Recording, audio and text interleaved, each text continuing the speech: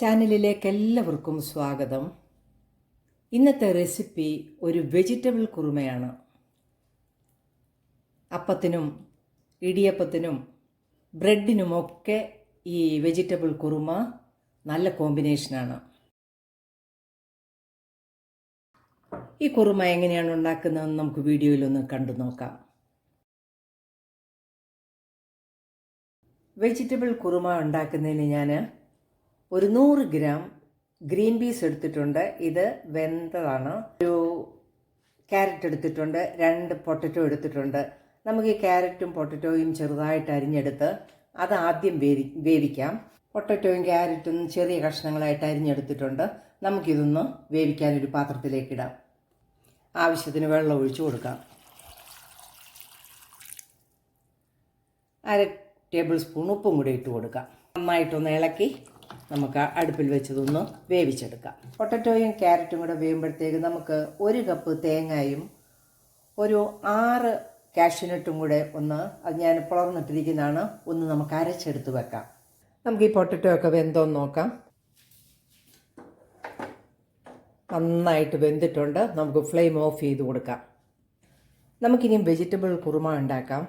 ഈ വെജിറ്റബിൾ കുറുമ അല്ലെങ്കിൽ ഈ വെജിറ്റബിൾ സ്റ്റൂ ചിക്കൻ സ്റ്റൂവും ബീഫ് സ്റ്റൂവിനെക്കാട്ടിൽ നല്ല രുചിയിലാണ് നമ്മളിപ്പോൾ വെക്കുന്നത്. അതിനായിട്ട് ഞാനൊരു പാൻ അടുപ്പത്ത് വെച്ചിട്ടുണ്ട്. ഇതിലേക്ക് 2 ടേബിൾ സ്പൂൺ വെളിച്ചെണ്ണ ഒഴിച്ചു കൊടുക്കാം. എണ്ണ നന്നായിട്ട് ചൂടായിട്ടുണ്ട്. ഒരു സവാള ചെറുതായിട്ട് ചതുരത്തിൽ കട്ട് ചെയ്തെടുത്തതാണ്. ഇത് നമുക്ക് ഇട്ട് കൊടുക്കാം.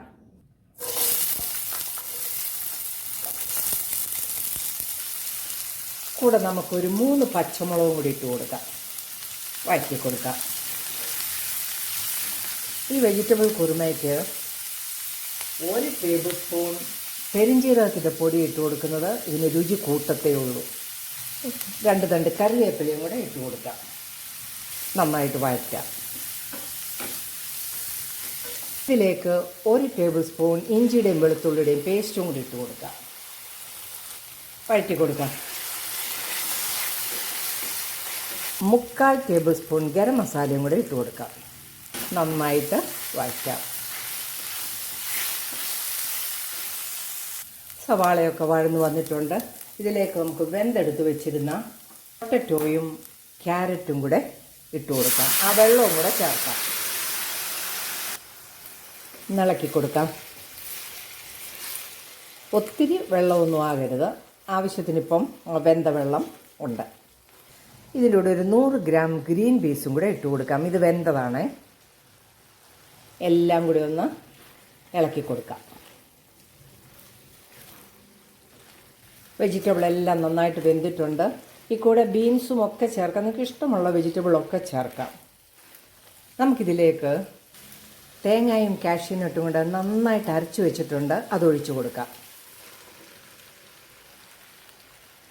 അരപ്പെല്ലാം കൂടെ നന്നായിട്ടൊന്ന് ഇളക്കി ചേർക്കാം.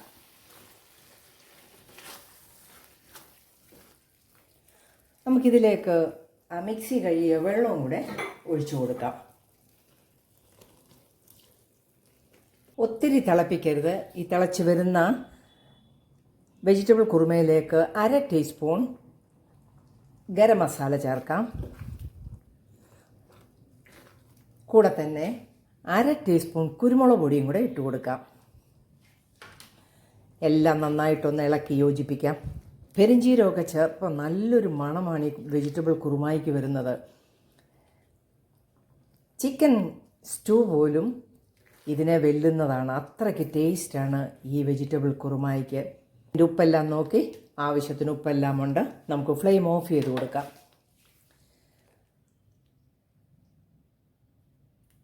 എല്ലാവരും ഇതൊന്ന് ട്രൈ ചെയ്ത് നോക്കണം. ഇഷ്ടമായാൽ എൻ്റെ ചാനലൊന്ന് സബ്സ്ക്രൈബ് ചെയ്യാൻ മറന്നു പോകല്ലേ. നാളെ നല്ല വീഡിയോയുമായിട്ട് നമുക്ക് വീണ്ടും കാണാം.